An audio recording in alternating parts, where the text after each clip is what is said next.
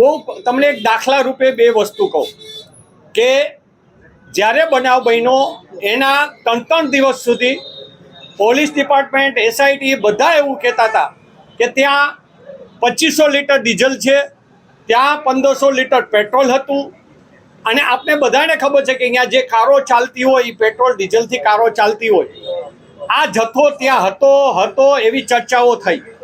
પણ હવે જ્યારે અમે પ્રશ્નો કર્યા કે આ જથ્થો ક્યાંથી આવ્યો, કયા અધિકારીના હતો કે કોઈ પોલિટિકલ માણસના પેટ્રોલ પંપેથી આવતો હતો, આનું પુરવઠા લાયસન્સ હતું કે નહીં, ત્યારે એકાએક શનિવારના રોજ ડિપાર્ટમેન્ટ દ્વારા એમ કહેવામાં આવે કે 1500 લીટર ત્યાં કેમિકલ હતું.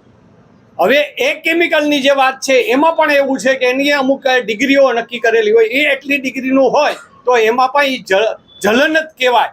પણ આખું પેટ્રોલ ડીઝલને કેમ ડાયવર્ટ કરવું અને એમાંથી કોને બચાવવા એનો એસઆઈટી કરી રહ્યું છે. બીજી વાત આવે કે આપણે ત્યાં જે બિયરનો જથ્થો પકડવાનો, આપણા મીડિયા દ્વારા પણ એને તમે બધાએ મિત્રોએ દેખાડેલો છે કે અહીંયા બિયરનો જથ્થો હતો. પછી એવી વાતો થઈ કે એ પરમિટનો હતો, તો એ જથ્થો ત્યાં શું કરતો હતો, એ કોની પરમિટનો જથ્થો ત્યાં હતો, માલિકનો હતો કે અન્ય કોઈ વ્યક્તિ પાસેથી લઈ આવેલો આ બિયરનો જથ્થો હતો. અને એ જે મારી પાસે સાંભળવામાં આવ્યું છે, જ્યાં એની અંદર ક્યાંક ને ક્યાંક એવી પણ માહિતી આવી છે કે એ ગેમ ઝોનની અંદર જે યુવાનો ગેમ રમવા આવતા એને પણ ક્યાંક ને ક્યાંક બિયરની સપ્લાય પૂરી કરવામાં આવતી હતી, એવી પણ વાત છે.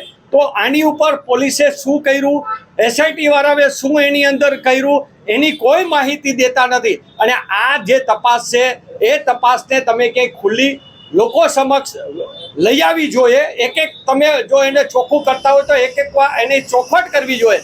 આ કોઈ એવી તપાસ નથી કે જે તપાસ લીકેજ થઈ જવાથી આ દેશને નુકસાન થતું હોય, એવી આ કોઈ તપાસ નથી. તો એની સ્પષ્ટતા કરતી જવી જોઈએ એક મુદ્દાની. પણ ક્યાંક ને ક્યાંક એસઆઈટી દ્વારા એને દબાવવામાં આવી રહ્યું છે અને ચોખવટ કરવામાં નથી આવી રહી. એટલે એસઆઈટી છે એની તપાસ ક્યાંક ને ક્યાંક એના આકાઓ દ્વારા એને દબાવવાની વાત છે.